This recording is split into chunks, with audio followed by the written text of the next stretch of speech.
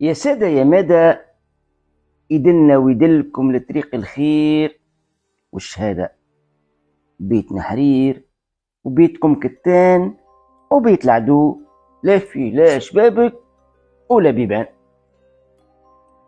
هوكا يرجع عمنا وخبرنا للمدينة العربي في تونس العاصمة، بلهوجاتها وزناقيها وبيبانها ومداخلها اللي بكلها تاريخ وحكايات، وكل شبر من ترابها عنده ألف حكاية وحكاية، ومنها حكاية صبات العروسة. شنية سبة هالحكاية؟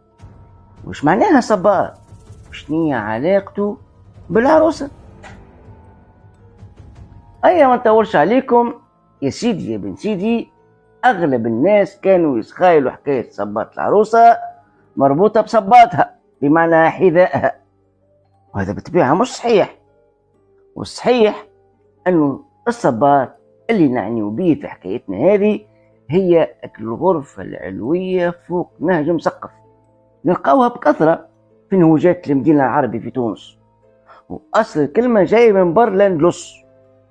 والغاية الحقيقية من الصبات هكا باش يربح مول الدار غرفة إضافية يستسع فيها فوق النهج المسقف، اللي في العادة يكون في شكل مقوس ومظلم حتى في ضوء ربي. وثم صبات الظلام وصبات العجم، وزاد ثم صبات العروسة اللي وراها حكاية عجيبة وغريبة ترجع للعهد الحفصي في القرن 13 ميلادي. وتقول الحكاية يا جماعة اللي ثم بنية أرغموها عائلتها باش تتزوج براجل ما تحبوش، ما عينهاش فيه، ورغم ذاك صار الزواج وتقامت الأفراح 7 أيام و7 ليالي. وفي نهار العرس هي لابسة كسوة العروسة وراكبة على كروسة، تعدت من صبات يجي في شارع باب بنات بين القصبة وباب سويقة، دخلت منه ما خرجت.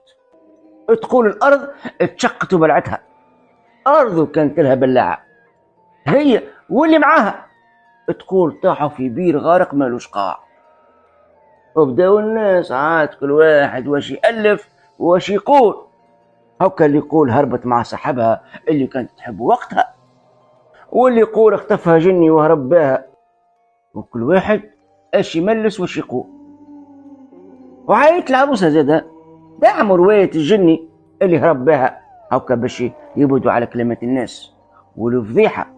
ماكم تعرفوا الوقت هذاك كانت العائلات محافظة بدرجة كبيرة، وقعدوا متساكنين هاك الحومة يتداولوا فيها الحكاية حتى لتوا، ومخلية أثر في المخيال الشعبي، ورغم أنها خرافة وأسطورة ما يقبلهاش لا العقل ولا المنطق.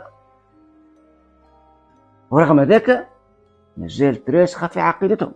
في ثم يقول اللي يتعدى منه من صبات العروسة ويضحك ولا يتكلم بصوت عالي تخرج له روح العروسة وتلحق به الأذى وتمهدوا بطريحة. هيك علاش والتوا مازالوا يتجنبوا المرور من صبات العروسة، هالزنقة الملعونة والموحشة. حتى اللي يبدا جاي من القصبة وماشي النهج الباشا مثلا يرضى يعمل دورة كبيرة وما يعملها القصب من صبات العروسة اللي يظهر موحش ومظلم حتى في عز النهار.